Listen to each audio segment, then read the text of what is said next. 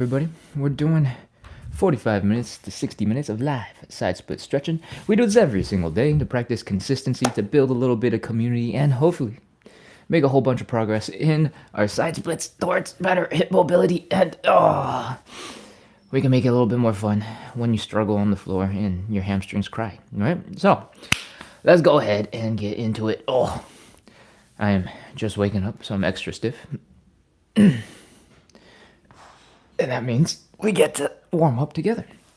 I'm gonna empty my pockets before I kick my leg out and stuff starts falling out. Let's get into also. I'm gonna take off my socks because the floor is super slippery. I need the grip. Okay, let's begin. First thing we're gonna do is called hip CARs. CARs stands for controlled articulated rotations. And what we are doing is trying to move our hip through its maximum range of motion using our own muscle power. All right, so we're gonna start by lifting this knee as high as we can, directly in front. Lift, lift, lift, lift, lift. Note here is what you're able to get yourself into using your own muscle power might be different than what you're able to get into if you were to give it a pull with some other muscles, right?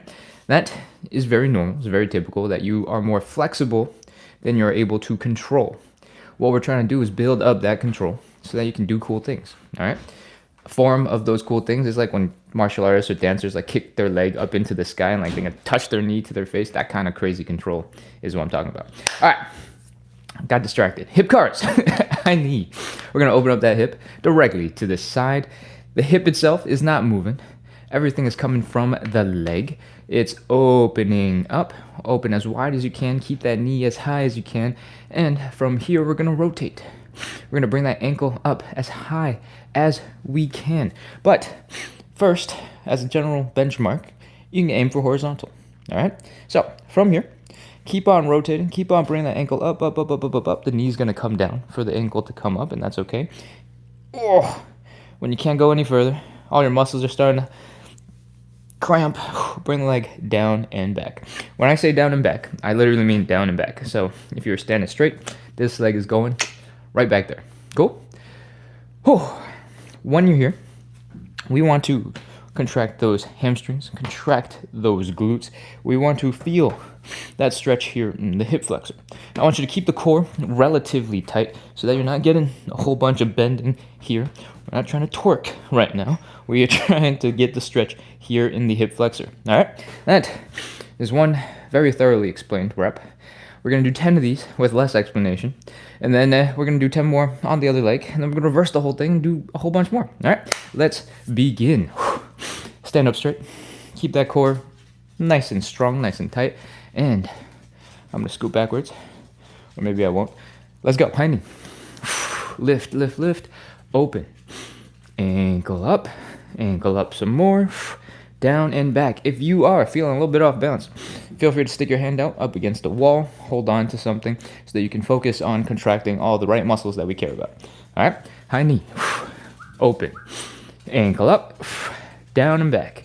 That's 2, high knee, open, ankle up, down and back. That's 3, high knee, open, ankle up, down and back. That's 4, high knee, open, ankle up, down and back. That's 5, high knee, open, ankle up, down and back. That's 6, high knee, open, ankle up, down and back. That's 7, high knee, open, ankle up, down and back. That's 8, high knee, open, ankle up, down and back. We're almost done. 9, open, ankle up, down and back. And that is 10, I think, right? Because we did 9 and I did the next one.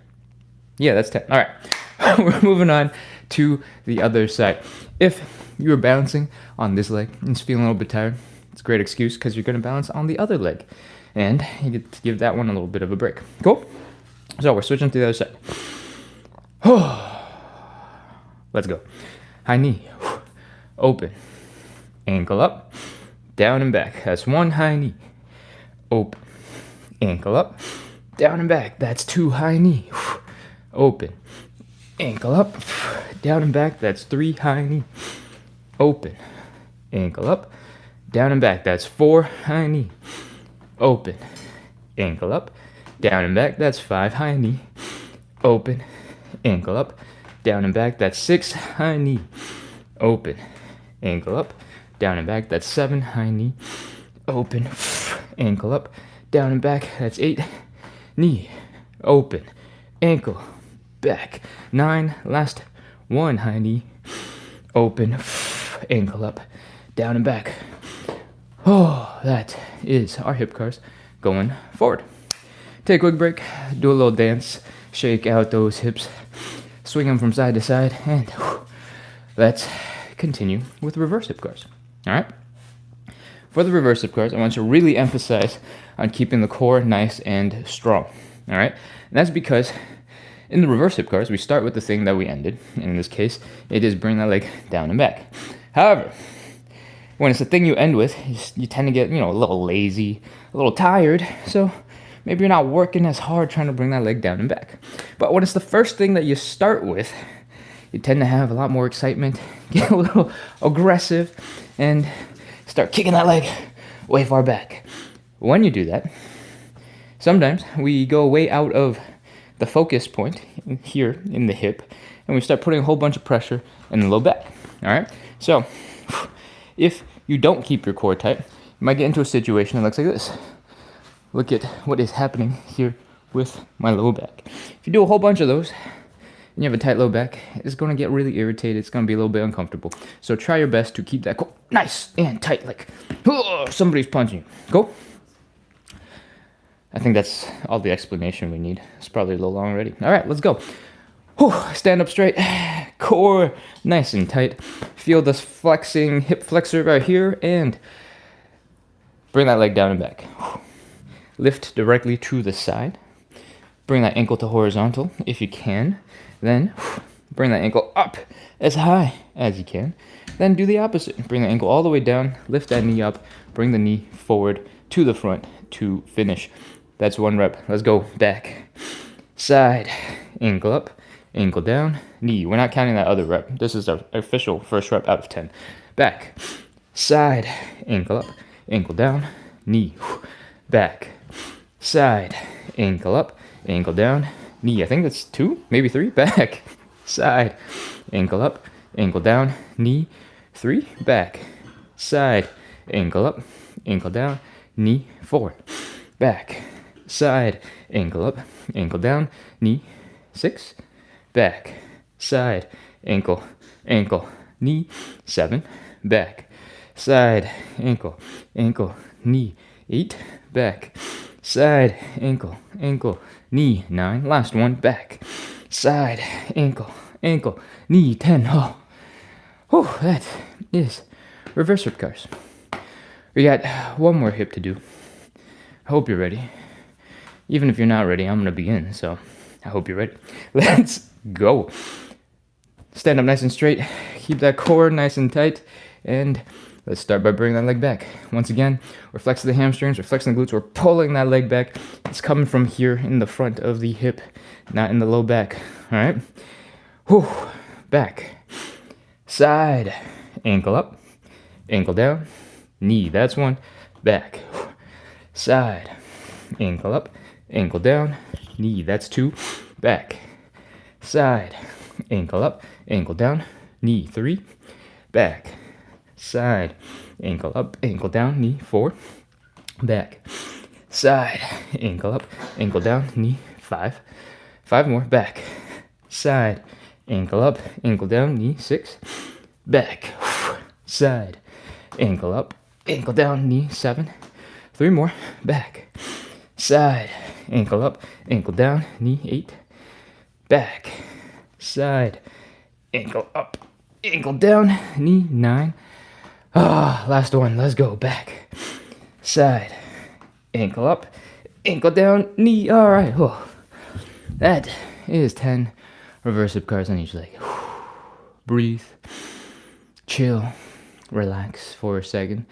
And grab a sip of water if you need it. Cool? If you're just joining in for the first time, we're doing 45 to 60-ish minutes of live side split stretching. We do this every single day at 9 p.m. Eastern. It's currently not 9 p.m. Eastern. It's 9 a.m. Eastern, and that's because on the weekends we do a bonus live, so Saturday and Sunday mornings at 9 a.m. We practice consistency a little bit every single day. I try to bring good vibes to the internet, so when you're trying to suffer on the floor, getting a little bit more flexible, getting a little bit more mobile, we can make it a little bit more fun, make it a little bit more entertaining, so that you want to do it, so you can have a little bit of help practicing consistency. If you like that, make sure to hit follow, hit subscribe. If you're undecided, we got like 45 more minutes of show, so come on in and let's continue. We're gonna move on into our second warm-up exercise. I try my best to explain everything as we go. I might talk a little fast because I'm trying to give you as much information as possible, but you do not have to move fast. All right, from here, we are getting to this L shape. If you're a little bit higher up, that's totally, absolutely a-okay. It's part of the process. From here, if you feel a whole bunch of tension in your low back right now, that is fine. That's okay.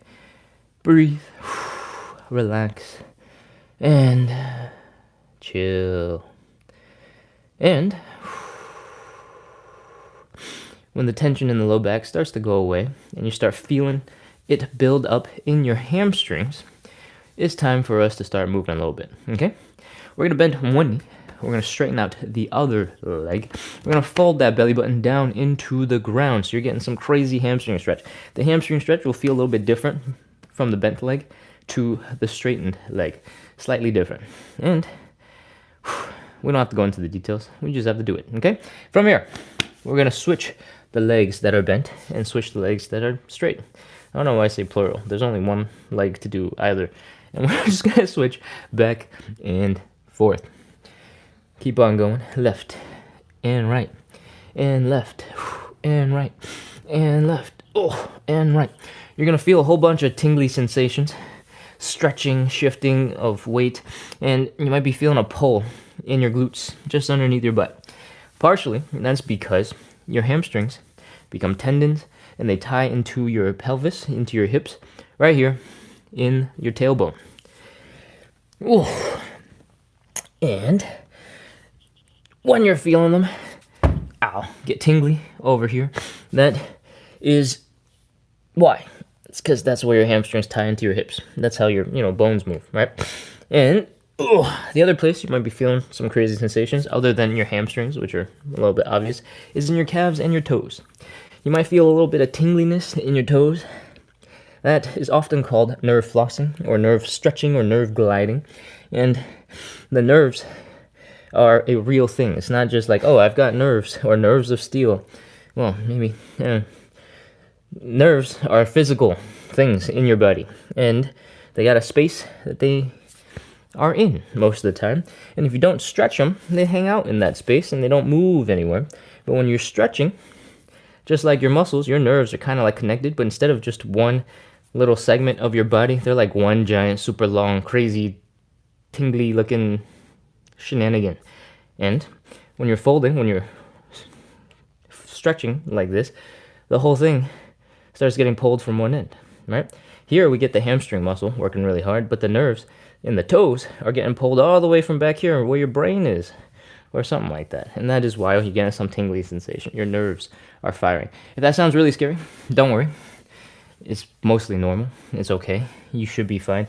If you're not doing some crazy explosive like stuff, that tingling sensation is not a big deal. Cool? All right. We've done a whole bunch of this, and I paused to explain stuff that I've never explained before, so I hope that was a decent explanation. And I think we can probably just come out of this right now. Pop into a little bit of a squat. Come back into standing. When you fold forward for a long time, your low back muscles tend to relax, maybe relax a little bit too hard. And so when we pop into a bit of a squat before coming back into standing, gives them a chance to start firing, to wake up, and then we're ready to stand. That was part one of our second warm-up exercise. What's part two, you ask? We're doing some thoracic rotation. And it looks a little bit like that, except we're going to have our legs do the thing that we were just doing, where one leg is bent, one leg is straight, and we're folding our belly button down to the ground. All right? From here, we're going to take the arm on the bent leg side. We're going to reach across the body, push against the outside of this straightened leg. We're going to push, push, push, push, push, rotate that chest, open it up. We're going to extend the other arm up into the sky, try to point it behind you over your shoulder, and you're going to rotate your eyes, rotate your neck to look at that hand. Once you've reached as far back as you think you can reach, I want you to take a small breath in and exhale. On the exhale, see if you can reach a little further back. And that is how we do it. Let's switch to the other side. Other leg is bent.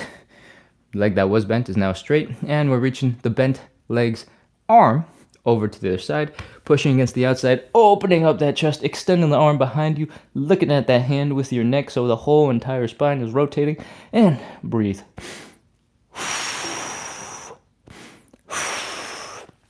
Oh, I talk about breathing a lot. That is not a reason to hyperventilate, all right? Don't take that many crazy big breaths. We're taking lots of small breaths to help relax and deepen a stretch, not going...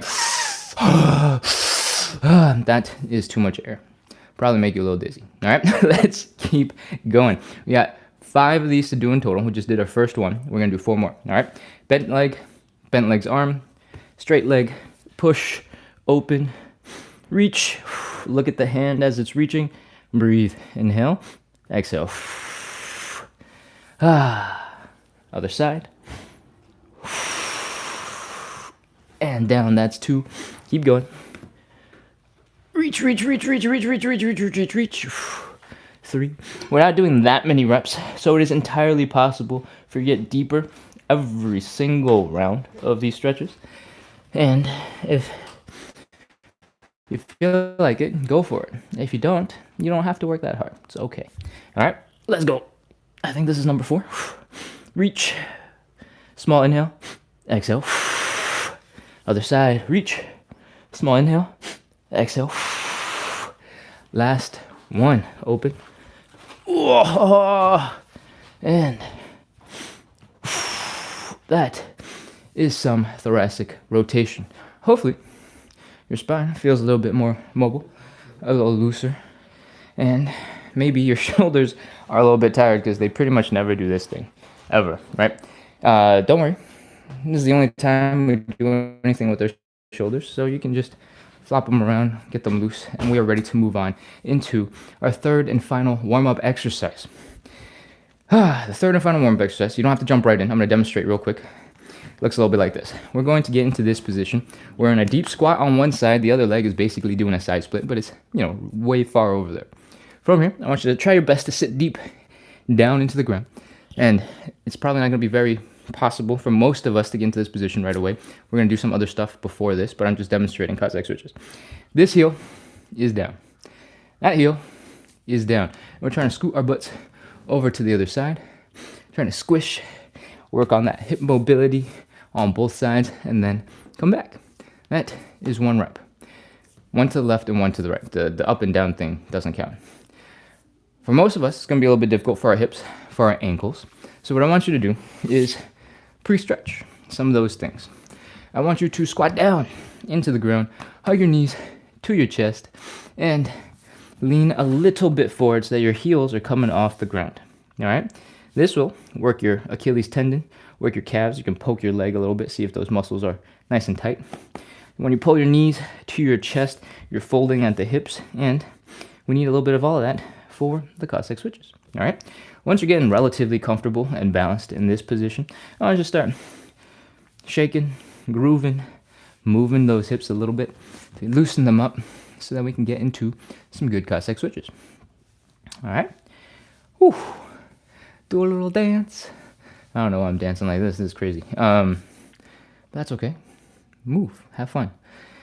From here, I think we're about ready. Let's go ahead and get into the Cossack switch. We're taking the hands that were hugging our knees. We're sticking them straight down into the ground. Nothing fancy. All right? Straight down. From here, we're going to extend one leg out to the side. Also, nothing fancy. The heel is down. From here, the most important thing here is getting this heel down on the ground. A lot of them moving back and forth requires stability, some balance, and the easiest way to add a whole bunch of stability is have your foot be strong on the ground. So, think of your foot as a tripod. You're like, what the heck? This flappy thing is a tripod? Your heel is one leg of the tripod. Your chunk of foot right here under the big toe is the other leg of the tripod. And then the chunk of foot right here under the pinky toe, that is our 3 points that we want to balance our weight into. So get that heel down on the ground. It will add a lot of stability. For some of you, it might not be possible to get this deep, and that's absolutely okay. If you're stuck higher up and this is the lowest you can get while keeping the heel down, that is fine. Again, it's all part of the process. You don't get into crazy positions overnight. All right? From here, we're going to scoot our butts over to the other side. We're going to try our best to squish down as low and as compact as we can. And come back. That's it. Boom. This is the Cossack switch. So, as you do these, keep on trying to squish, keep on trying to get compressed, and I think we got enough information to get us started. Let's begin. Again, heel is down. If you need a little bit of support, you can put your hands down to help walk yourself over to the other side. Get to the other side, squish, and come back. We're doing 10 reps, and we're starting right now. I don't know how many you've already done, but if you want to do 10 more, great. If you don't want to do 10 more, you can stop whenever you want. Cool? Let's go. 1. Bring your hips across the other side. Pause, squish, come on back. Pause, squish, come on back. That's 1. And 2. If you don't like using your hands for support, you feel like you don't need it, you don't have to. See if you're able to balance just fine without them. This is 3, I think, maybe 4. Let's pretend it's 3. Keep going, across and back. That's 4. And if you're still feeling like, oh, you could handle more challenge than this, fine, okay. Stand up that straight back. Bring your chest up into the sky. Imagine there's like a little rope pulling from the tippity top of your head straight up into the sky, and straighten out that spine and keep going. That is 5, I think. And every time you get to the other side, squish, get compact, work on that deep stretch. And I think this is 7. If you're feeling some tension here in the middle of your knees while we're in the middle of transitioning, that is a good sign to start changing up the exercise a little bit. You don't need that irritation. So when you get to that bottom position, try to come straight up for a little bit. Come across first and then sink down. So basically the only thing we're changing is we come up a little bit, come across, and then come down. I think this is 9. Last one. Up, across, and down.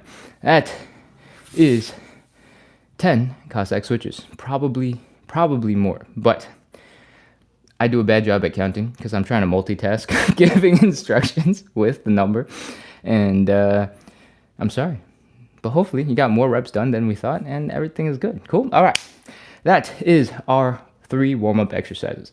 So far we've been preparing our muscles, preparing our joints, preparing our coordination across the body so that we can get into some really good stretches.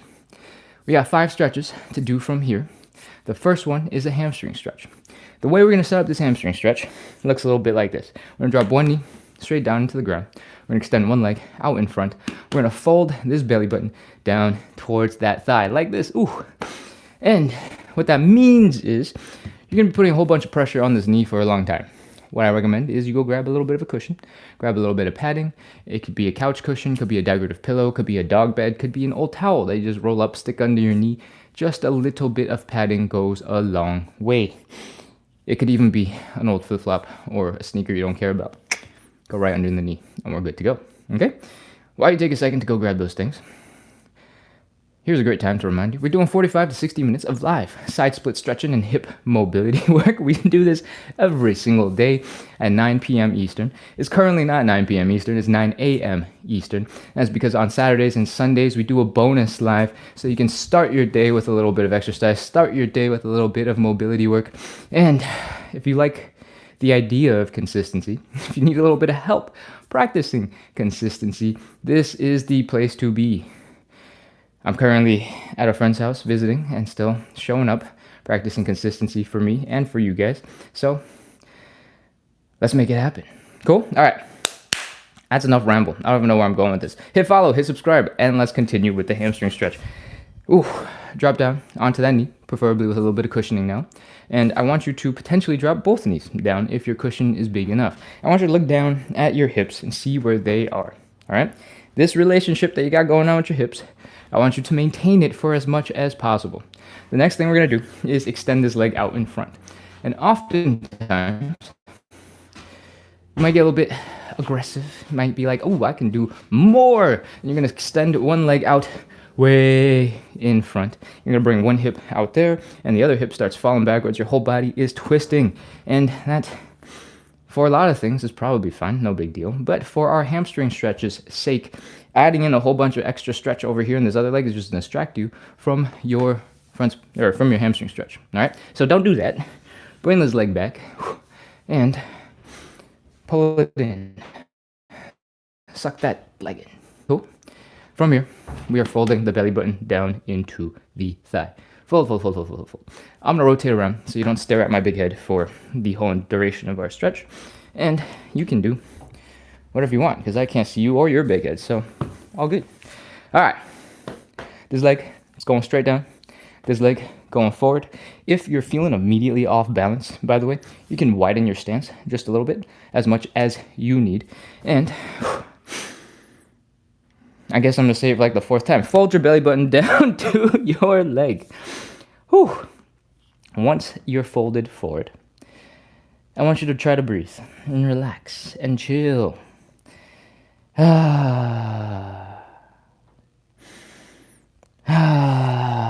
Get floppy, get lazy. Imagine your glutes relaxing. Imagine your low back relaxing. Imagine your calves relaxing. If your toes are pointing up real intense like for some reason, imagine your toes relaxing, your ankle drooping a little bit. That is how we chill.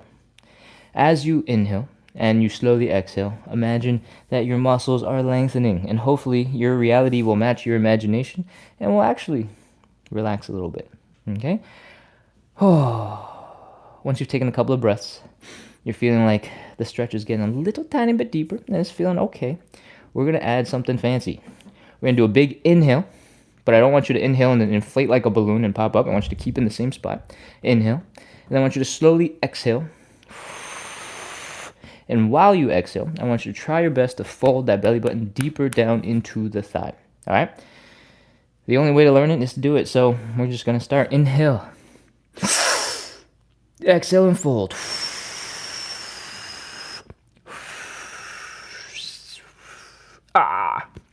You're in a much deeper stretch now, and your hamstrings are probably crying. That's intentional. We're gonna breathe, we're gonna relax, we're gonna try and do the same thing that we talked about earlier. Relax the glutes, relax the low back, relax the calves, relax the toes, and try to do whatever it takes to have your brain get distracted about that hamstring situation that it's in right now. All right. Breathe. Relax. If it's really intense in your hamstrings, you can take your fingers, you can stab them into your hamstring muscle, you can massage them, you can squish them, you can move them around, and hopefully that will distract you from the hamstring stretch. All right, we've hung out here for a couple seconds. Let's do one more inhale, exhale, fold. Get just a little bit deeper, and then we're going to finish with 30 seconds of actually counting how long we've been in our stretch. All right, let's go. Inhale, exhale, fold. Inhale. Exhale and fold.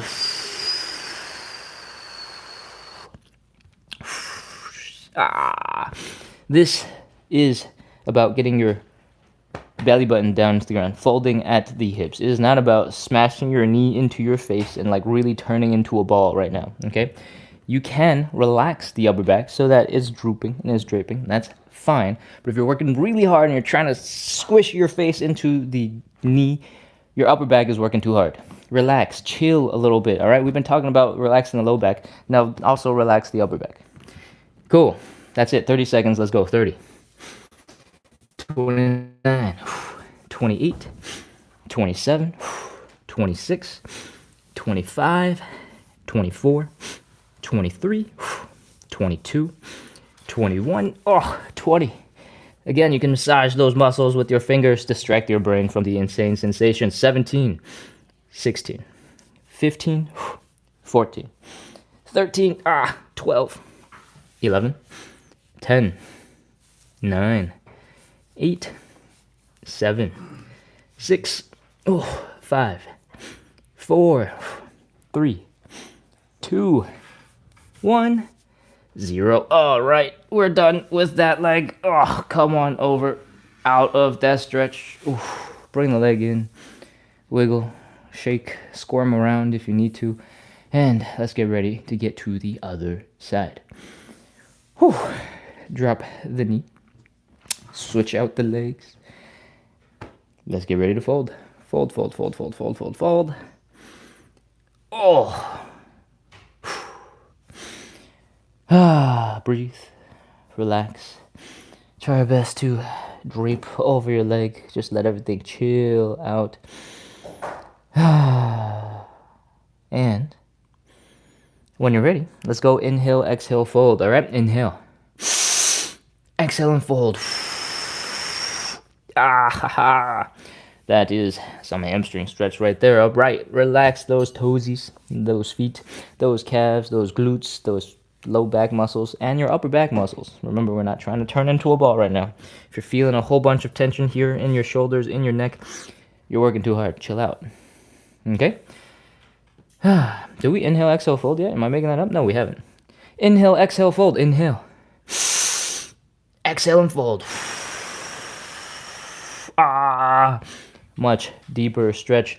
This is crazy. I think we did inhale, exhale, fold. Is this the second inhale, exhale, fold? I feel like I'm really deep for the first one. Man, I think the coffee was too strong today. My brain is not working. All right, let's go. I'm feeling like I'm in a really deep stretch, so I think we can skip the inhale, exhale, fold if I haven't done it. I feel like somebody just commented in the chat, but I'm really way too far away to read it, so we're going to go and start our 30 seconds. All right, 30, 29, 28, 27, 26, 25, 24, 23, 22, 21, 20, 19, 18, 17, 16. Keep on breathing. Keep on trying to relax those muscles, relax those calves, relax those feet, relax those toes. Let the glutes relax. Imagine that the hamstrings are relaxing and doing something that's not just purely intense. And breathe. 12, 11, 10, 9, 8, 7, we're almost done. 6, 5, 4, 3, 2, 1, 0. All right, come on out of that stretch. Bring that leg in. Chill. And we are done with our first stretch. If that felt really intense, that felt really long, that's because our hamstrings are super important for the rest of the show, and I want to make sure that we get the most out of that one set of hamstring stretches as possible. We're going to move on to our second stretch, and it is called the butterfly stretch. All right, what I recommend you do is find a wall, find something really durable to rest your back against, because that's going to help us stay in the position to maximize the intensity of our stretch. I'm going to pop over to the chat real quick, see how things are going. Simple Alothea Juice says, first time here, thanks. You're very welcome. Thank you for coming in. Thank you for engaging in the comments, in the chat. We do this every single day at 9 p.m. Eastern, and it's currently not 9 p.m. Eastern, it's 9 a.m. Eastern.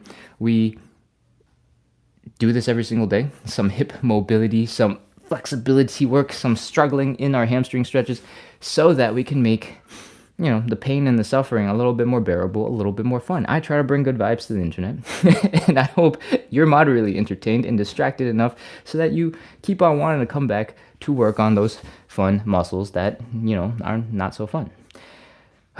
Okay, where am I?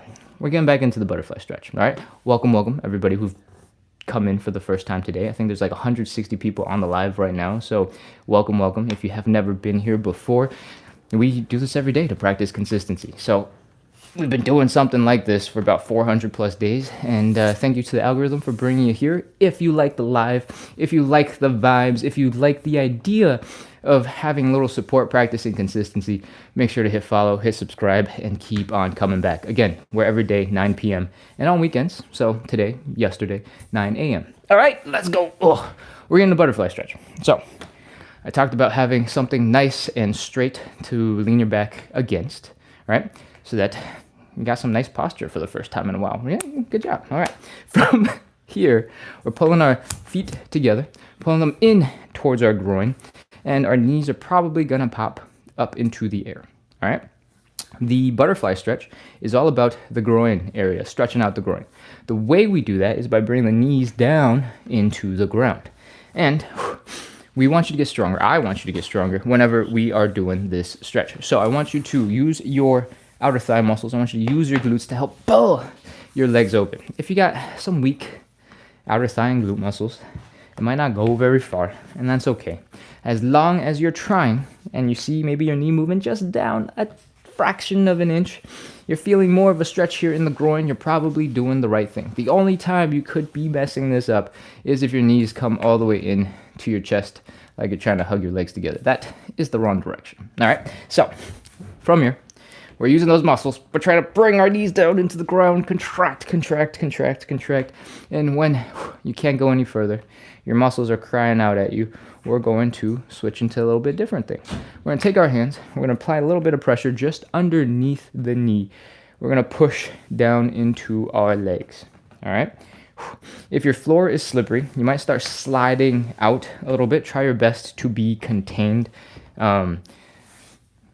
This floor is a little slippery for me, so I might be sliding a little bit and I might be adjusting. But if you have a little bit more grip, you can stick your hands directly into your legs, push your legs down, and get a little bit deeper into the stretch. Thank you, wall. You also might feel a little bit of pressure in the back of your head, in your shoulders, because your arms are pushing your legs down, but they're also pushing your back into the wall, and that explains the discomfort there. So that's normal. Don't worry about it. Ready? Let's go. 30 seconds. 30. 29. 28. 27. 26. Because I'm sliding out a little bit, I'm going to focus on one leg at a time today. I'm going to grab one ankle and push down the other leg to open up the hip and the groin. 25. 24. 23. 22. 21. 20. 19. I feel like I'm counting a little bit fast. 17, 16, 15, 14, 13, 12, 11, 10, 9, 8, 7, 6, 5, 4, 3, 2, 1. 0. I forgot to say this while we were stretching, but you should not be holding your breath. You should never be holding your breath. You should always be breathing. You don't need to take crazy fast breaths, like you don't need to take crazy long breaths. I don't need to go just be chill, relax. All right, just don't hold your breath. That's the only thing you shouldn't do. Okay, what did we just finish? That was the butterfly stretch. That is our second stretch. We got 3 more to go, and before we get into the third stretch, I want you to start flapping the wings of this butterfly. I want you to bring your knees up and down and up and down after contracting those muscles on the outside for a little bit. Sometimes your legs take a quick nap. You might need to shake your leg out and go, hey, wake up, we got stuff to do. And hopefully you didn't shake nearly as aggressive as I did, because I'm doing this to entertain you, not to actually demonstrate what you should be doing. So maybe I should have warned you before. Anyways, when your legs are moving and you're able to flap the wings of this butterfly, we're ready to move on into our third stretch. It is called the standing pancake. You got the option, if you would like, you can do a seated pancake, all right? And the main difference between the two is you got something to rest your butt on for the seated pancake, versus for the standing pancake, you're not resting your butt on anything. For the pancake, our goal here is to open up the legs and 2-fold forward. Ta-da, that's a pancake. This is our starting position. From the side, it looks a little bit like this. Legs wide, folding forward. This is a really hard stretch, all right? The goal is to get something like really deep folded in between your legs. It's really hard, like boom, flat. Because it's so hard, we want gravity to help as much as possible. It's been pulling us down our whole lives, and now we're going to put it to work to earn some flexibility. What I want you to do to make sure gravity is working for you is get your upper body as close to horizontal as possible. If you remember some physics, you might remember how leverage works. The longer the lever and the angle towards the force or something or another makes this feel more intense. And I can't remember any of the terminology to actually explain this better, but if your upper body is horizontal, you're going to feel more of a stretch in your hips, all right? And if you extend your arms way up over there so that your biceps are by your ears, you're going to feel an even more intense stretch. If you hold something in your hands while you do that and you're a masochist, you can get an even more intense stretch, all right? So here we are. We're folded forward. Our back is relatively straight. We're getting pulled down by gravity. If you feel like your face is about to smash into the ground and you're really scared and you're like tipping forward, what you can do is, instead of having your legs go straight up into the air, you can shift your butt back just a little bit. That changes your center of gravity, so it scoots back a little bit, so you're less likely to fall onto your face. But that also makes it so that it's easier to get into a horizontal position when you're already kind of flexing and you can fold forward a little bit. Cool? I hope that makes sense. If that was too much information, I'm sorry. We're ready. We're in position. Let's go. Open up your legs a little further. If it goes, if it reaches, bring that belly button down some more. Again, you can extend your arms out in front of you for counterbalancing. And 30 seconds.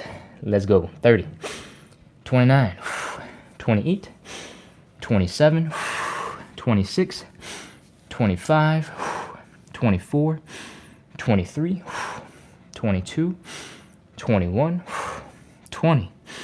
19, 18, 17, 16, 15, 14, 13, 12. If it gets way too intense, you can always put your hands down, relieve some of that tension. 10, 9, 8. I felt like I counted a little bit fast. I know you wish that this stretch would end, but I'm going to count a little slower by talking. 6, 5, 4, 3, 2, 1, 0. All right, put your hands down.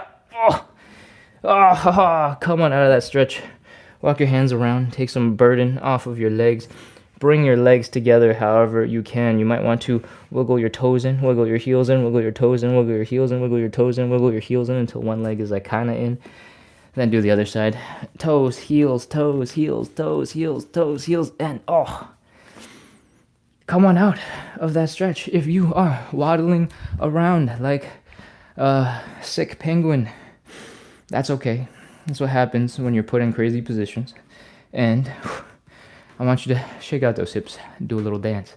While you're shaking out, we'll talk about why that stretch hurts so much. The inner thigh muscles are designed to do this. When they contract, they pull your leg in, all right? And what we just did was do the exact opposite of that. We stretched them the heck out. And on top of that, we kind of just hung out in that stretched out position, giving it a reason to contract, because it needs to keep you in place. There's a stretch reflex built into our nervous system, and basically when you get into a position your brain or your nervous system doesn't think you're able to control, those muscles are going to just automatically contract. And that's what's happening most of the time when you get stuck in a position. Your muscles started contracting from that stretch reflex, and you're stuck. But when we hang out in this standing pancake, not only are we stuck, we're trying to hang out in this position. So the reflex is going to get tired by itself, but you're still hanging out there. So you got to contract that muscle to keep you stable, to keep you in position. That is really tiring, and that's really hard, especially because the deeper you are in that stretch, the weaker that muscle is probably going to be. And that just means more suffering. More and more and more suffering. But there is a pro to this suffering, and that is you're getting stronger here in this deep, stretched out position. And that strength helps you control the position and helps you do cool things. All right, so you need that strength, and that is why we do the standing pancake. If you were to start on something seated to do the standing pancake, because I mentioned it before and I didn't ever say anything else about it. If you were to start with the seated pancake, you can get all of that folding forward benefit, but there's way less intensity here in the inner thighs and in the legs. All right, that's really good for learning that forward folding position, making that adjustment if you need it for whatever reason that you might need it. But we sacrifice the ability to build strength here in the legs, and we need that strength to work on our side splits. All right, that was a really long, rambling discussion, and by discussion I mean I was just talking at you about your leg muscles and strengthening these muscles. All right, we're ready to move on. Hopefully your legs are recovered and we're ready to continue. We are getting into our fourth stretch. It is the option between a figure four stretch or a pigeon stretch. We did figure four together, or I demonstrated figure four last night and yesterday morning. So today we're going to do the pigeon. If you have a favorite, if there's something that you prefer, you can do whatever it is that you like. If you're a regular and you know what you want, go ahead and do that. But I teach and I demonstrate one per day. Cool? So, the basics. We do basically the same thing between the figure four and the pigeon, and that's why they're interchangeable for us, for our purposes at least. And it looks a little bit like this. We're standing on one leg. We're crossing this leg over, so it looks like it's making this thing that looks like a number 4. If your legs are really round, maybe the number 9 or something. I don't know how the thing mirrors, but whatever. Okay. From here, we're bringing that ankle up to our belly button. We're bringing our belly button down to that ankle. We're folding forward, and it looks a little bit like this. All right? We're feeling a stretch here in the side of the glute. You might also feel some stretchiness going here in the outside of the thighs, in your hamstrings, and some pinching, some sensations here in the hip. That is all pretty normal. Let's get into the pigeon, okay? So from that position where our ankles are like this, we're coming down to the ground, and ta-da, we're here. Couple of things that have changed. This back leg, instead of standing straight up, is kind of like flopped over on the side. If you would like, you can keep it just like this. Get into a comfortable-ish position, and we're good to go. You can still focus on bringing your chest down into that leg with this leg off to the side. If you want to progress this into a more yoga-looking, graceful, fancy position, we can do that as well. Typically, that progression looks a little bit like this. We're sticking the leg directly behind us, and it looks like this. For a lot of you, it might be a little bit intense here in the hip flexor in the front, and that might make it a little bit difficult to extend the leg back. A quick fix for this is stop standing up so straight, all right? Just lean forward, get into this like straight line looking thing, and there's not going to be nearly as much stretch as there was on your hip. This is just you standing, except, you're laying down now. Cool? If that is not enough, you can't quite get forward folded enough, and you also can't hang out up here, there's another thing that we can do. You can elevate your front leg. I don't have anything that I'm going to use to elevate the front leg, so you're just going to have to imagine while I do weird push-up looking thing, all right? If you elevate that front leg and it's way up here, your hips are automatically going to come up as well. When your hips are up higher, like so, your back leg has more room to hang out behind you. So you can get into that pigeon stretch, elevating your front leg. That could be a stool, that could be your couch, could be your bed. You can elevate your leg as high as you want, all right? Coffee table. Just make sure that is something stable, something sturdy, so that you're not putting all your weight on something and then the whole thing collapses underneath you, and then, that would be bad. So that is overkill on information about the pigeon. I hope you're ready, because we're getting into it. This leg is coming across the body, all right? We're trying to aim sort of the midpoint of the chest down to the midpoint between the knee and the ankle. It doesn't have to touch, but you want to line up those lines, all right? So, fold forward. And if you can, extend that leg back behind you. If you can't, I don't care. You don't need to. And let's continue. Keep the hips low. Fold that belly button down. Feel the stretch building in that glute. Breathe. Try to relax as many muscles as possible. Let's go with 30. 29. 28. 27. 26. 25. 24. 23. 22. 21. If the stretch suddenly feels like it's really easy, you can push your foot towards your face a little bit, and that will change the whole entire stretch, and everything will feel crazy. 20, 19, 18, 17, 16, 15. Keep on breathing, keep on relaxing, let the low back go. 13, 12, 11, 10, 9, 8, 7, 6, 5, 4, 3, 2, 1, 0. Hopefully you felt that intense stretch. You got to relax into that stretch a little bit, and you're ready to switch out of it. We're going to switch to the other leg. Same principles, same ideas. We're not going to explain nearly as deeply as before. Leg is across the body, midpoint of the chest, down to that leg. That's a general rule of thumb. You can experiment with bringing your chest, like the midpoint of your chest, to the knee. You can experiment with bringing it more to the ankle and see how that shifts the stretch and how it changes things. But it's a general rule of thumb. Sort of in between the knee and the ankle is a good place to start. All right. Extend that leg back behind you if you want. And fold forward. Oh, man. Feel that stretch out here in that side of the glute. Oh, breathe. Relax. Breathe. Relax. And 30 seconds. 30. 29. 28. 27. 26. Experiment with straightening out your back a little bit more. This is that leverage principle we kind of touched on a couple of seconds ago in the pancake. The longer and more straightened out your back, the more gravity is probably going to be pulling, or the more you're going to feel gravity pulling on that hip, helping you fold forward. But if you're feeling lazy and you want to just chill, you can... Ow, I probably shouldn't have moved that fast. That kind of hurt. You can rest your head against the ground.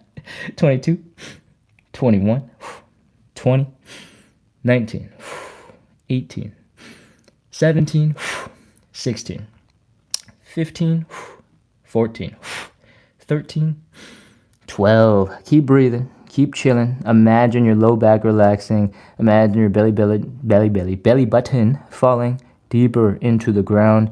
10, 9, 8, 7. Keep breathing. Nice and chill. 5, 4, 3, 2, 1, 0. Oh, we're done. Come on out of that stretch. Bring your legs up. The pigeon is one of those stretches where while you're doing them, you're going to be like, wow, this is crazy. We don't have to work that hard when you get this crazy stretchy sensation in our glutes. You should do this more often, or I should do this more often. But it is also one of those stretches where because you're on the ground looking at your floor, you go, damn, I should probably vacuum more often. Because you just get to stare at the things that you don't see usually. And I always struggle with that. That is not a good reason, however, to not do the stretch, because we talked about this earlier. You can elevate that front leg. You can use your couch. You can use your bed. You can use other furniture. And you don't need to stare at the dust bunnies. All right? So don't sleep on the pigeon. Make sure you do as many of those as you can. It feels real good on those hips. And we're ready to get into our fifth and final stretch. Before we get into the side splits, which is our fifth and final stretch, we're going to talk about safety. All right? I recommend that you do this up against the wall and you stand 8 to 12 inches in front of the wall. The reason is because when we're working on side splits, we're going to have our legs spread wide and we're like trying to finagle ourselves down into a stable position. We're going to be squirming. We're going to be shifting our weight all over the place. And inevitably, when you're trying to figure out a new position, I said inevitably, and then I said you might. So those are conflicting. But you probably will lose balance at some point, and you'll start falling backwards. You'll be like, no! You're swimming through the air, trying to keep yourself from falling backwards, and then you start falling backwards, and all of a sudden you're like, aha, I'm so smart. I stood 8 to 12 inches in front of the wall. Now my butt is resting on the wall, and everything is A-okay. We're cool. If you did not have something stable behind you, it is entirely possible you just went, ooh! And that would have really hurt your butt, all right? So don't do that, especially if you were higher off the ground. And, that would make this very not fun. So don't do that. Cool? All right. 8 to 12 inches in front of something to catch your butt so you don't fall. Let's continue. We're getting to the actual stretch. Open up your legs directly to the side, nice and wide. If you are feeling a pinching sensation here in the hips, you have gone too far. Bring your legs back in just a little bit until that pinching sensation goes away. Do a little dance with those hips, and we're ready to continue. Focus on this belly button right here. We're bringing it straight down into the ground. Fold. This should look like the pancake stretch that we were just doing earlier. The only difference here is we're going to take our hands, we're going to put them right into the ground. If you can, put those hands down. All right? If you cannot, feel free to use a stool, a chair to give yourself a little bit of support, and that's fine. Cool? When you are folded forward, your hips should be able to go out a little bit deeper than before without the pinching sensation in your hips. All right? That is not to say your muscles are able to do it. It's that the pinching sensation in your hips should not come back, even though you're opening up your legs a little wider again. All right? We'll talk about that anatomy in a second and why that might be. But from here, we're going to do the most important part of the whole entire show. We're going to externally rotate the legs. What that means is we're taking our foot from this position where it's flat on the ground. We're rotating the whole thing back, and it looks like this. Boom! The heels are down, the toes are up, the knees are pointing up, the quads are pointing up, and this is how we rotate the thigh bone so that some of the lumpy parts of that thigh bone doesn't smash into your hip bone. Without smashing into your hip bone, your bones aren't in the way. All you got left is the suffering for your muscles. All right, so do the other side. It's not just one leg at a time. I'm just too close to the camera for you to be able to see both legs at the same time. We're doing both legs. Rotate those legs back in the hip socket and come on down as low as you can. Now it's just the muscles holding you back, unless you're feeling a pinching sensation here in the hips. If you're feeling some weird sensation in the hips, most of the time it can be resolved by rotating that leg a little further backwards. And imagine pointing your toes back behind you, pointing your knee back behind you. That should help. All right. Now, hopefully, over the last couple of seconds, you've been slowly drifting down deeper into your stretched out position. Doesn't have to be as deep as mine. I've been doing this for 400, 500 days. So I've been making slow and steady progress. We're ready. That's it. That's the thing. Let's go. 30 seconds. 30. 29. 28. What I want you to try your best to do, especially if you've been here for a while, is relax as many muscles as possible. I know it sounds crazy. You're in this crazy position and I'm telling you to relax. Chill. Everything's okay. Relax your toes. Relax your calves. Relax your glutes. Relax your low back and just breathe. The more tense you are, the harder it's going to be for your muscles to get long, right? So, I forgot to start counting. Did I start counting already? 30, 29, 28, 27, 26, 25, 24, 23, 22, 21, 20. I lost an earbud. It's crawling away. 19, 18, 17, 16, 15, 14, 13, 12. Remember, we're relaxing the legs. 11, 10, 9, 8, 7, 6, 5, 4, 3, 2, 1, 0. All right, come on forward. Pull your legs in. Crawl. Bring your legs underneath you. And oh, man, that is our first side split. We're doing 3 rounds of side splits. I don't know if I said this already yet, this live, but we do 3 rounds of 30 seconds. And in between each of the rounds, we try to shake out all the tension, all the craziness we just put into our hips, into our legs, so that we can get a better second side split, a better third side split. And after that, we wrap up. We're done. Cool. So, when you're ready, come back into standing. Grunt, groan, make as many sound effects as you need to. Waddle around like a penguin. And let's get ready to shake out some tension. All right, you can start doing some little hip movement, some dancing. But the most important thing that we're trying to do is relax our legs. I want you to imagine you're flicking water off of your toes. You stepped in a puddle and you're just going whoosh, whipping that foot out, hoping to send the water droplets flying. I want your ankles relaxed. I want your calves relaxed. If your ankles are flopping all over the place, by default, all the muscles controlling your ankle have to be relaxed in order to accommodate, right? So, shake out that leg. Shake, shake, shake, shake, shake, shake, shake.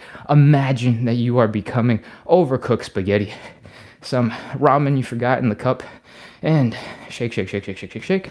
Wiggle, wiggle, wiggle, wiggle, wiggle. Flop, flop, flop, flop, flop, flop, flop, flop, flop. 5 to 10 seconds is plenty I probably demonstrate for way longer because I'm explaining stuff.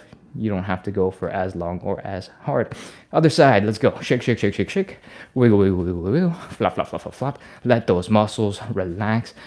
If you're skeptical about what this does, by the way, we're shaking out the tension, and that's because if your muscles are super tense, you'd be like a robotic King Kong, right? Like everything would look stiff and weird. That's exactly what we don't want you to do. When you're coming out of that split and you're waddling around like a penguin, you're stiff and awkward. That's the opposite of what we want. We want you to be nice and mobile, flowy, loose, so you can go do cool things, all right? Next up, we're gonna move on into our hips. Stand, put all your weight into one leg. Drop that big toe down into the ground. Shake that leg in and out, in and out, in and out, in and out. If you have no idea what's going on right now, don't worry. This is not the easiest thing. I want you to put all your weight into one leg. That big toe is down. And we're rotating the knee in and out. All right? Almost nothing else is moving in the body. It's just where this thigh bone connects to that pelvis, the hip, and is going in and out. When you start getting some control over those muscles, you can start picking up the pace. You can go a little bit faster. It starts looking like a bunch of dance moves. You can do some stanky leg, basically the same thing. You can do it on both sides. Of course, you can combine them both together and do this thing that I don't know the name of, but I do every single day because of this live. And I should really Google. Those are here to help loosen up your hips. All right? Just a little bit of gentle movement. When you get really good, really good at bringing that knee in and out, by the way, you can switch to the other leg if you haven't already. You can start picking up the pace. You can reduce that range of motion. You can get really intense with it until your quad muscles, your whole entire thigh, starts turning into a blob of jelly, and you're going all right? That is a lot of floppiness, a lot of forced relaxation, and when you get there, you get there. Cool. All right, that is enough movement. It's time to get into the second round of side splits. Stand 8 to 12 inches in front of whatever it is you're prepared to rest your butt on when you start falling backwards. And let's begin. Open up those legs nice and wide. Make sure there is not a pinching sensation here in the hips. If there is, bring your legs slightly back in, and we're ready to fold. Bring that belly button down into the ground. Fold, fold, fold, fold, fold. Put your hands down if you can. If you can't reach, feel free to grab a stool, grab a chair, and elevate your hands. When you are here, when you're folded forward, your legs should be able to open up a little wider without that pinching sensation, without that pinching pain. So, if you can, let those legs open up a little bit wider. All right? From here, with your hands down, I want you to start focusing on external rotation of the leg. This is the most important part, all right? This is when we rotate the bones so they don't smash into each other, and all that's left is our muscle tension controlling our splits. Cool? So, right now, our foot is flat on the ground. We're rotating the leg so that, boom, the heel is down, the toes are up, the knees are up, the quads are pointing up. And we're doing that on both legs. I'm gonna slide across the screen so you can see the other foot. We're doing that on both legs. And with your hands down on the ground, keeping you supported, you can slowly drift into a deeper and deeper and deeper side split. Do a little wiggle from side to side. Keep on drifting as low as you can. If you're still stuck quite high, that's fine. Everybody starts somewhere. Don't worry. I've just been doing this for a long time, and I promise the instructions have stayed the same. I've just gotten deeper because of consistency. All right, and this is why we do this live, to practice consistency, because showing up, doing the work makes a huge difference. Okay, we've been here for a couple seconds now. If you're not moving any further, it's time. 30 seconds. Let's go. 30, 29, 28, 27, 26. Relax as many muscles as you can. Your low back, your glutes, your hamstrings, if those allow, your calves, your toes. Breathe. I talk fast, and I talk a lot. That is not a reason for you to not be able to relax. But it might be hard to relax because I don't shut up. Let's go. Slow it down. Breathe. 24, 23, 22, 21, 20, 19, 18, 17, 16, 15, 14, 13, 12, 11, 10, 9. If you've been doing this with your arms locked out this whole time, give your elbows a little bit of a bend. You might suddenly feel like the whole stretch just got twice as hard. 5, 4, 3, 2, 1, 0. All right, we are done here for this round. Walk your hands forward, pull your legs in, drop the knees into the ground, and breathe. Grunt, groan, make as many sound effects as you need to, and when you can, let's come back into standing. We're going to shake out the legs again. Hopefully, you noticed the difference. Maybe you got quite a bit deeper this time around than that first go around. Waddle around like a penguin. Come on out, and let's start the shaky, shaky, shaky stuff. Shake, flick the legs. Flick, flick, flick, flick, flick, flick. Remember, the ankles are loose. They're flopping all over the place. And by default, your calves have to be chilling to accommodate. And shake out the legs. Shake, shake, shake, shake, shake, shake, shake. Wiggle, wiggle, wiggle, wiggle. We are turning into overcooked spaghetti and just flopping around. Other side. Shake, shake, shake, shake, shake. Wiggle, wiggle, wiggle, wiggle. Flop, flop, flop, flop, flop, flop, flop, flop, flop, flop, flop, flop, flop, flop, flop, flop. As you get more skilled, you can use the same muscles that we were using for that hip rotation earlier, where the toes are doing this. And you can shake out your leg all at the same time. And the way I teach this, focusing on one thing at a time so you can figure out how to relax your legs. How you actually relax and how you take this idea, this principle, and apply it to the rest of your life, that is entirely up to you. The more relaxed you are, the easier it will be to get into more side splits, right? Or whatever other thing you want to do. So have fun with it, experiment, and I'll try to show you cool things to do with it. Cool? All right, we shook out both legs. Now we're going to work on the hips just a little bit. All your weight is in one leg. Big toe is down on the ground. Or bring that knee in and out, and in and out. As you get more comfortable with this, you can get a little bit lazier. You can stand up a little bit straighter. Your legs can start picking up the pace, picking up the tempo. And if you start moving real fast, changing direction real fast, the rest of your muscles can't even figure out what you're doing. They're still swinging way back over there while you're already going back the other way. And now your legs look like they are made of jello. Oh, that's one leg. Other leg. If you can't get to this, try a couple of things. Lean even more of your weight into the standing leg and see how that goes. I said couple of things. I couldn't think of a second thing, so just one thing. Here's the thing to try. Shake, shake, shake, shake, shake, shake, shake. Wiggle, wiggle, wiggle. And hopefully your legs are a little bit more relaxed. If you weren't able to do those, by the way, there's plenty of other things you can do, right? We were talking about this earlier. Bring your knees in and out, doing the stanky leg on both sides. Bring the knees in and out on both sides, adding a little bit of fun. This show is all about consistency, right? That's the number one quality that we care about. So if you make it more fun, make it more enjoyable, and at least, for yourself, it'll be easier to practice consistency and keep on working on things that matter. So make it fun. Add in the dance, incorporate things, add in things that I'm not doing. Tell me what you're doing, and I'll see if I can add it into this show and share with everybody. Cool? All right. That is our second round of relaxation. We're getting into our third side split. Let's go. Stand 8 to 12 inches in front of the wall or whatever you're ready to rest your butt into when you start falling backwards a little bit. And let's begin. Open up those legs nice and wide. If you're feeling a pinching sensation here in the hips, you've gone too far. Bring your legs back in. Fold forward. Bring that belly button down into the ground. Put your hands down if you can. Elevate those hands if you can not. From here, we're going to do the most important part of the whole entire live. We are externally rotating these legs. The feet are flat on the ground, and what we're doing next is whoosh, rotating them backwards. And by backwards, I mean the whole leg is going backwards, not just the feet, so that the heels are down, the toes are up, the knees are pointing up, the quad muscles are pointing up, and this is the position that we need for the bones to get out of the way of each other. I am leaning back real far to show you what my feet are doing. I do not recommend you actually get into this position from here. I just happen to have something to rest my hands on. You should be in something that looks a little bit more like this. All right? Boom. From here, we have only muscles holding us back. Do a little wiggle from side to side. See if you can get just a little bit deeper into the stretch. Again, if you're feeling a little bit of a pinching sensation again, try to rotate that leg even further back. Point those toes behind you. And it sounds crazy, I know, but it will make a big difference. Whew. From here, you're probably as deep as you're going to get, right? Do another wiggle, just a little bit more. See if I'm wrong.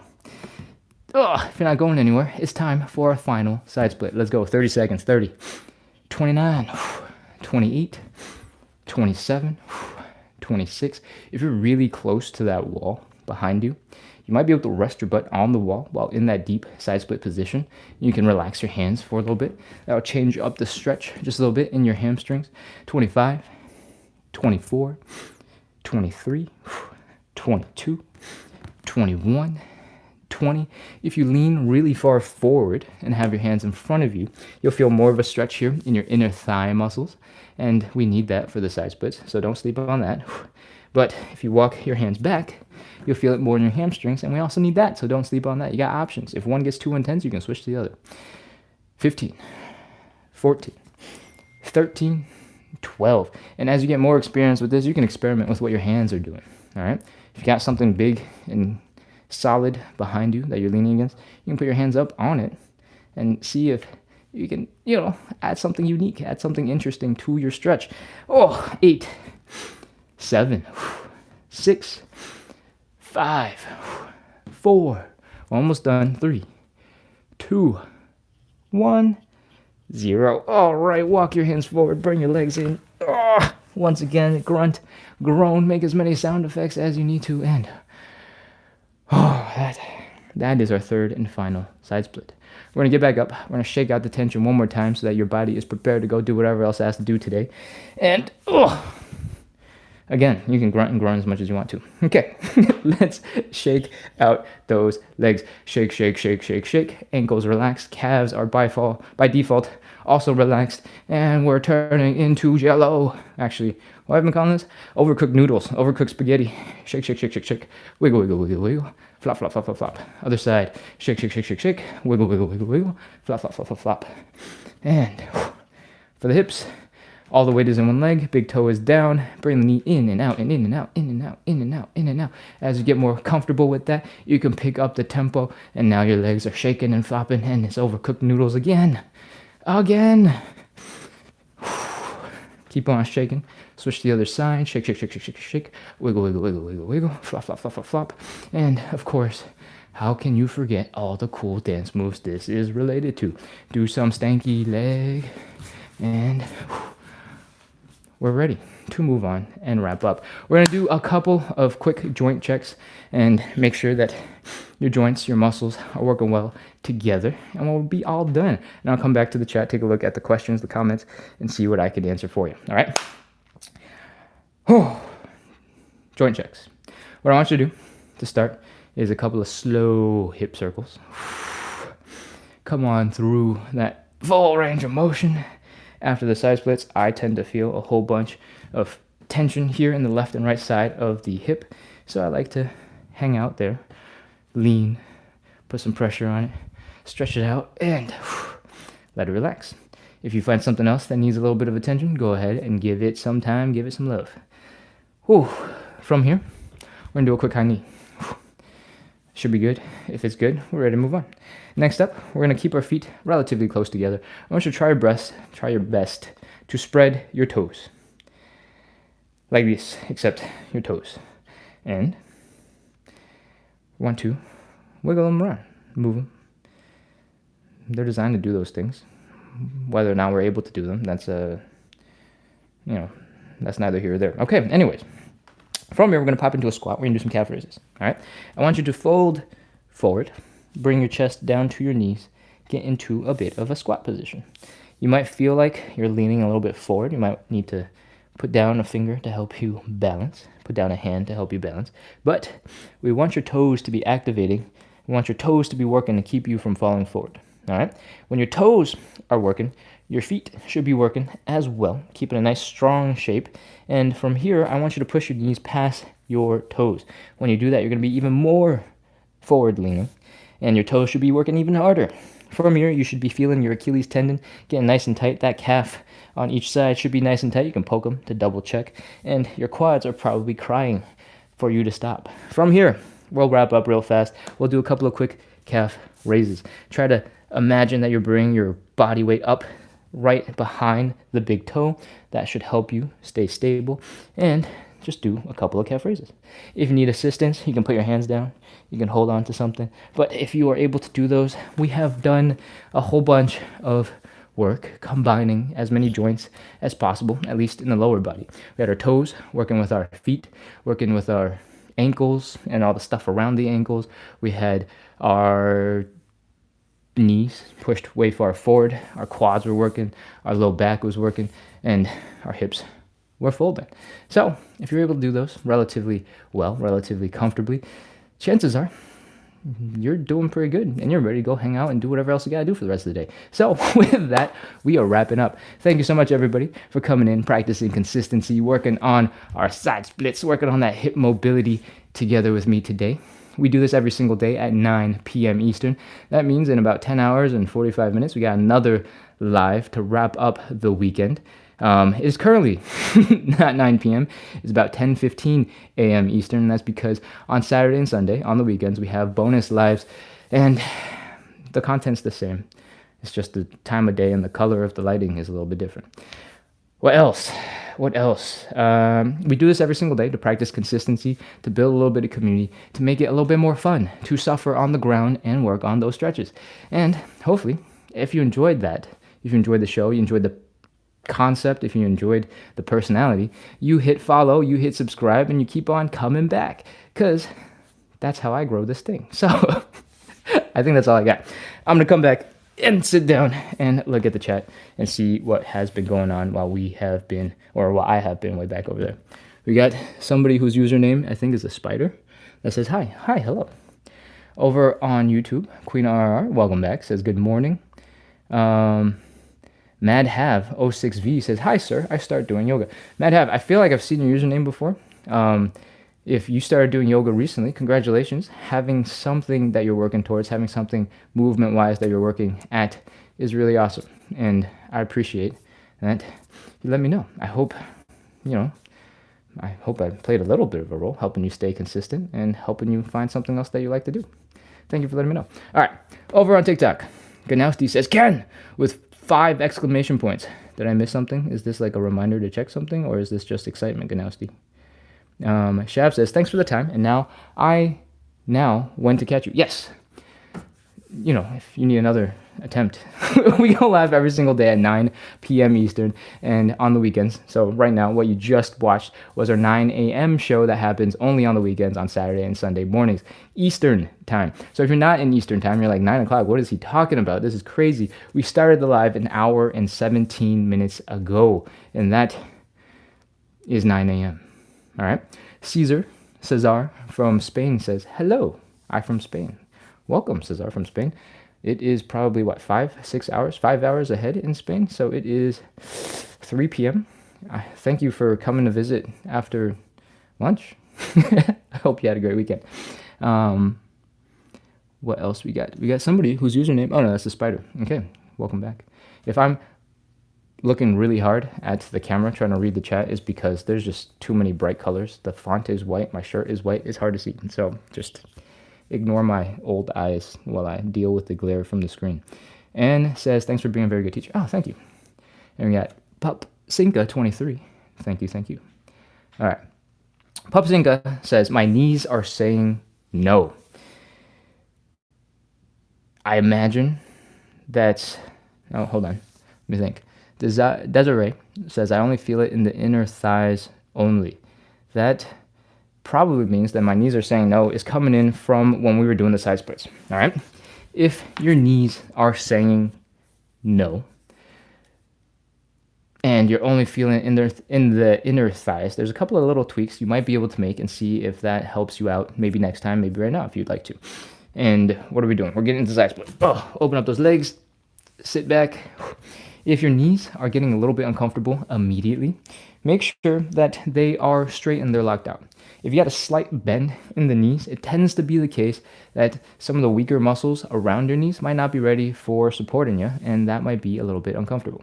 So once you have tried to not super intensely lock out your knees, like, oh, it must be straight, but, try not to have much of a bend so that you're not introducing wobbliness and wiggliness into your legs. That should add a little bit of stability, and that might help depending on what's going on with your knees. If this is too intense, try to put more weight into your arms. All right. When you shift your weight out of your legs into your arms, there's less pressure on the knees. And that will probably slow down your progress just a little bit. But having knees that don't hurt is more important than your side splits, probably. So that should be a pretty good switch. From the other comment, you only feel it in the inner thighs. All right. That's very normal. The side split actually requires an insane amount of inner thigh flexibility. And we've been working on it to some extent in the pancake. We've been working on it in the side splits themselves. But when you shift your weight way far back and you get into this position where you basically sit on the ground with your legs really wide open. If you're like a gymnast or something, this might be called a straddle. If you're like a ballet dancer, it might have a different name, but I think it's also called a straddle. This requires a little bit more hamstring flexibility, and you're still working those inner thighs quite a bit, but there's no pressure from gravity, or there's very little pressure from gravity pushing you down into a deeper wide leg position. All right. So what am I summarizing here? Inner thighs is normal for you to feel it mostly in your inner thighs. Oftentimes, for most people, this is where you're going to be the least flexible. If you lean really far forward, I can't get out of this. If you lean really far forward so your hands are in front of you, most of that pressure is going to be on the inner thighs. If you shift the weight back and forth, you can find slightly different positions where the pressure is rotated onto some other different muscle groups. And you can experiment with that. But inner thighs is very normal. Cool. All right. I'm going to scroll up the chat. So if you're confused, I'm going up in reverse. I get a whole bunch of different notifications, like inviting Jeremy Leonis to join as a guest. So if it ever looks like I'm scrolling way too much for the number of comments that you guys are seeing, is because I get other things filling in the chat. All right. Desiree says, thank you so much. This was perfect. Amazing. Thank you. Thank you for letting me know. That's a great compliment. I'm going to take a screenshot so that on those days where I'm super tired and I don't want to do the live, I got some extra motivation. All right. Let's see. Che sending the tap emojis. Thank you, Che, for always being here with the support. And Anne is thanking Travel with Roxy. Let's see. Travel with Roxy is saying that I will check the chat. So let's look for a comment from Anne. We do these in my yoga class and they are fun. Oh, amazing. That's good. Yes, I borrow lots of different exercises across disciplines because movement is movement, right? A lot of the movements that we do will have different names from across different modalities of movement. If you've done ballet, if you've done gymnastics, some of these movements will have names in that sport, right? And if you do something different, maybe you have a different name for that. If you come from a different language background than English, you might have a different name for that. So it is all over the place, for sure. Tony asks, are answering questions? I am now answering questions because usually if we are doing that during the live, it's a little bit hard for me to stay on task and get the stretching done, right? My goal here is to help us all practice consistency. And if the live starts running super long, it's going to be really difficult for a lot of people to keep on committing time to the live. And so I want to prioritize finishing up as much as I can before we dive into the questions. So I try to, unless it's a really fast comment that I just happen to see, save the questions in the comments for the end. Most of the time, though, it's because I have to be pretty far back away from the camera in order to see in order to show you the moves that we're doing. So it takes me a bit to come back to the camera, take a quick look, peek. A lot of the time, the flooring makes it hard to read the comments at a glance. And so there's like, the technical difficulties of reading the chat as they come in. But yeah, that's why I try to do more of the comments at the end. Tony asks, why does my knee crack every time I get up and down? Okay, there could be a whole bunch of reasons. Your knee is actually pretty complex, especially your kneecap. And the short answer is, I got no idea. I have zero expertise in how joints actually function and how they actually work on like a, technical level. So, with that caveat being said, a lot of the time when knees crack is just because different ligaments, different things that attach to your kneecap, for example, are rubbing up and down up your knee-ish area, and they're shifting and they're getting stuck and doing stuff. And when that adjustment happens and they like flick over something, all of a sudden they'll make a sound, a little cracking sound. It could also be just like your joints in your hands or in your wrists, where when you move, they can crack. I can get my wrist to crack every single time, right? So it could be a whole slew of different reasons, and don't have a great answer for you. Sorry. I know you've been waiting for an answer for a long time. First print, no copy, be yourself, says Footloose, stanky leg. Love it. Oh, is that what it's called? Is this called Footloose, this thing? Now I got a name. It'll make it way easier to Google. Okay. Noted. What else we got? I'm scrolling through the chat real fast. I'm still going backwards up to see the older chat messages. I'll be back down in just a second. Scrolling. We got smiley faces. Thank you, Apple Empress. I appreciate it. We have a whole bunch of people following. I appreciate that too. And I can't remember how I wrapped this, but SG Boy says, I love to do the bird pose. Amazing. I think the bird pose is just another name for one of the stretches that we did, since we talked about having different names. Where we at? Oh, I think I reached the top of the chat. Okay, scrolling back down. We got 25 new messages. Where we at? Desiree says, this is going to help me with Muay Thai. Amazing. That's sick. Good on you for practicing crazy, intense moves. We got a lot of people in Eastern time. Amazing. Shay, Ann in Eastern time. Shay says, Shay asks, are you on YouTube? Yes, I do have a YouTube account. It is the same username as on TikTok. It's at splits on the side. And on that YouTube account, we have a lot of short form content. Most of the content that I make is not side splits related necessarily. It's more about getting a little bit of training into the little tiny pieces of your life where you got a couple minutes to spare, right? You saw, if you were here for the live, you know that sitting in 30 seconds of most of these stretches is enough to make you really want to stop. So if you got 2 minutes waiting for your water to boil, for coffee, waiting for your mocha pot to finish, if you're waiting for your lunch to heat up in the microwave, those are great tiny little moments to squeeze in a little bit of exercise. And a lot of those little moments added up over time is going to make a huge difference. So that is what I care about, trying to integrate a little bit of movement, a little bit of fitness into your day and making it more fun, right? If you're trying to do something cool, here's an idea that might work. If you got some pantry stuff, some low drawers, instead of, bending over to reach stuff like this, like most people do in that awkward position, maybe you can try something a little bit more balance oriented. You're going to go pick up that casserole pot out of that bottom drawer, maybe doing the Cossack switch and work on adding some squats in, right? Those are all perfect little tiny moments where it only take an extra 10 seconds to get a little bit of exercise in. And it's not necessarily about building the strongest muscles or the fastest way of growing those strong muscles. It's about keeping your joints moving and keeping them healthy. Your joints don't have blood going to them, right? They don't have blood vessels. Otherwise, every time you moved, you'd start exploding blood vessels and you'd be a bloody mess. That'd be crazy. What they do have is synovial fluid, sort of in the general area. And that stuff only moves around when you use your joints, when you move. So if you have a knee injury, right, there's a portion of time where you probably want to not move around too much so that it can recover in the ways that it should recover.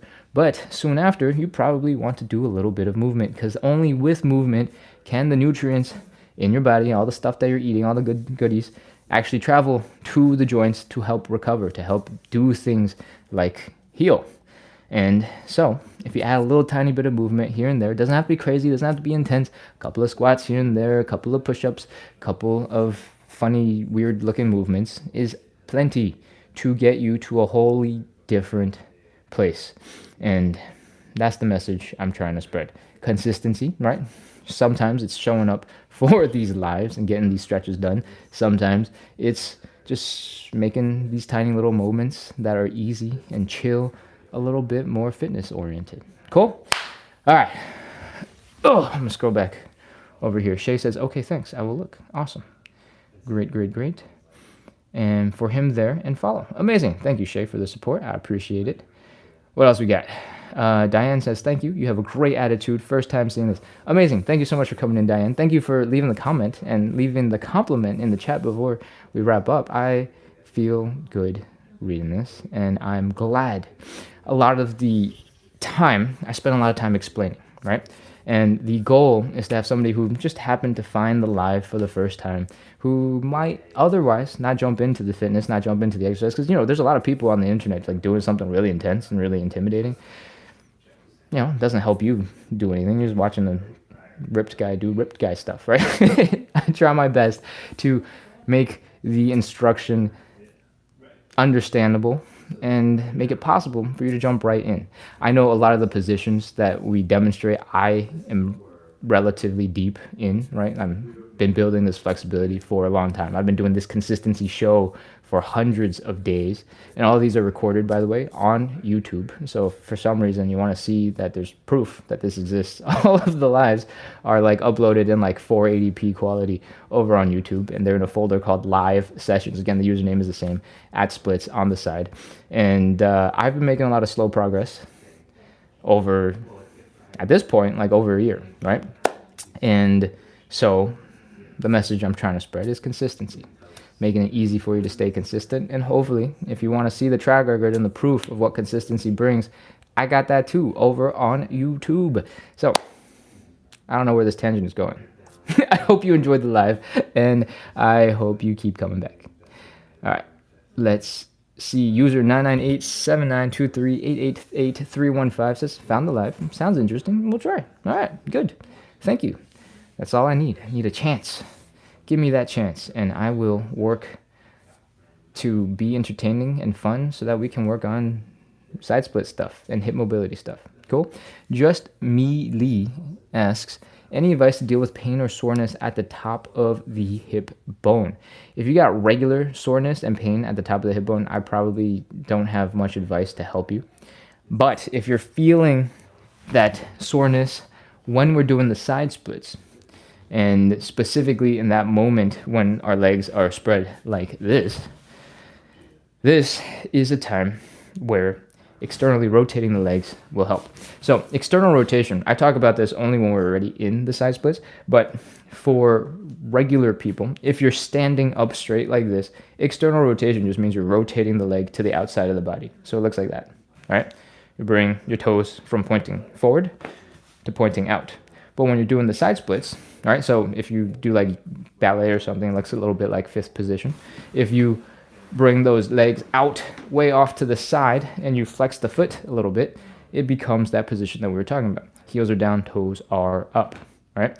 For most people, as you get deeper into the stretch, your ankles, your feet aren't gonna be able to stay flat like that, right? So that's why I say heels are down, toes are up.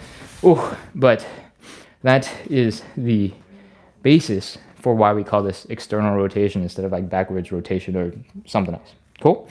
Why am I talking about this? It's because you're asking about hip pain at the tip of the hips.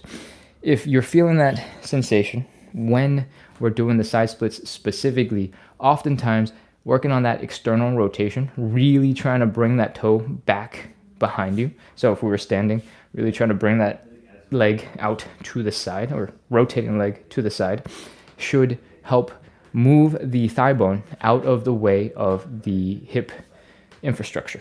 So, is there an easy way to explain this?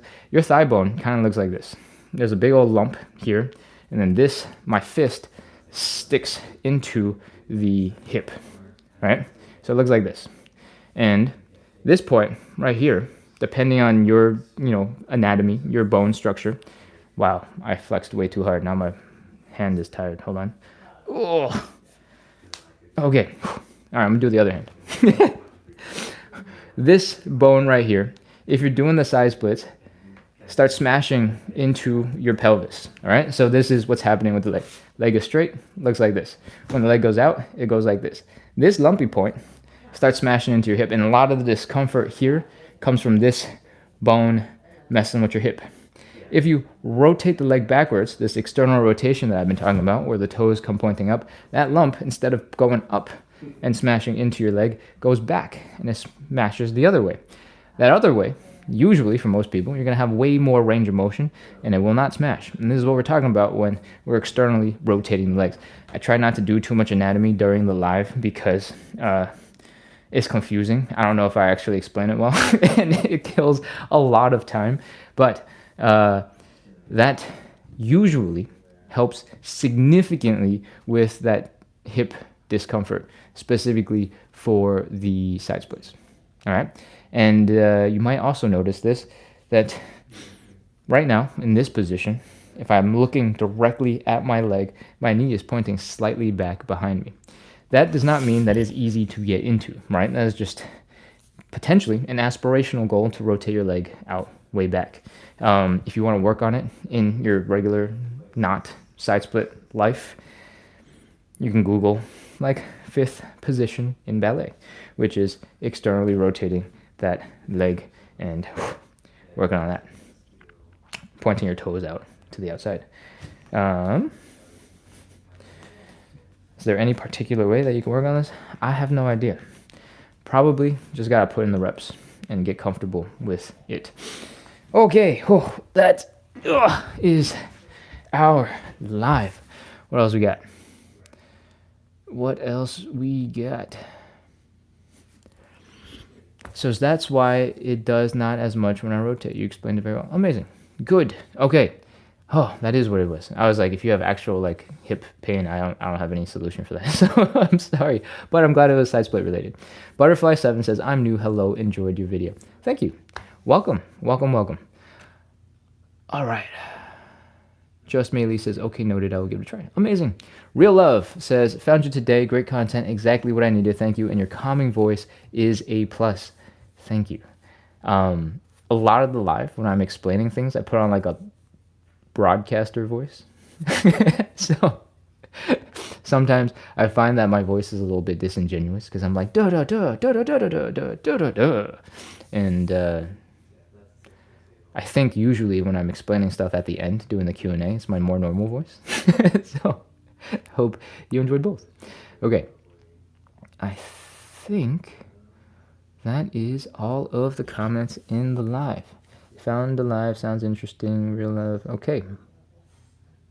Boom. Oh, Chase says, I just noticed the painting in the background. Nice. Do you recognize the painting? This is in my house, so I don't know anything about this painting. You got a nice compliment I can share with the hosts. All right, and I think that's it. Just Maylee likes the voice. Amazing. Okay. Oh man, so many compliments today. Wow, this is great. Okay. Kanini Wamba says, thank you. Really good. Thanks. Or glad this made my For You page. Me too. This might be possibly one of the most successful lives ever. We have 200 plus people live online right now listening to me talk about side splits stuff, like side splits tangential stuff. I'm not even talking about side splits anymore. I'm just sending good vibes. So this is a little bit crazy. I feel bad wrapping up. Butterfly57 says, have a wonderful day. Thank you very much.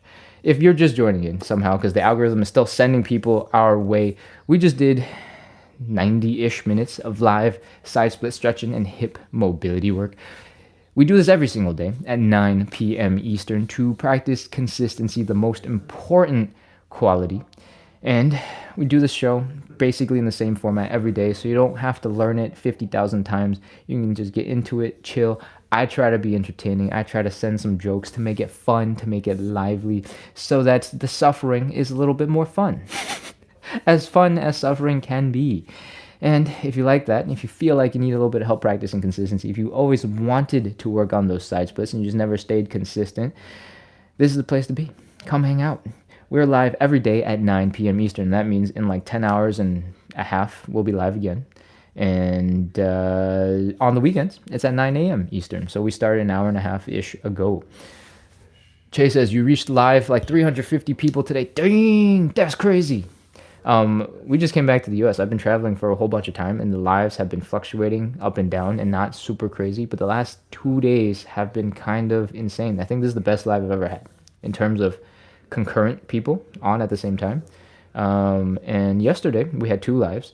I think they're like the third and fourth best live ever. So because I think I'm back in the US, the lives are taking off, and that's really cool. So I really do appreciate all of you guys, especially you, Che, who has been here super consistently for months and months and months. I think since November. So what, 4 months in a row, pretty much being here every single day, sending in the support. Travel with Roxy, I think, same, even longer.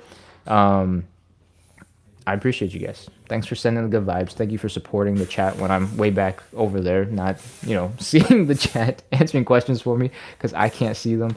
And thank you for being a part of the community. I really do appreciate it. Cool. Okay.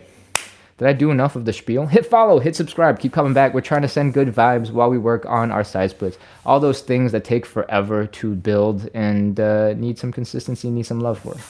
I hope you had a great live. I hope you're chilled out, relaxed now after I've been rambling, answering questions and such.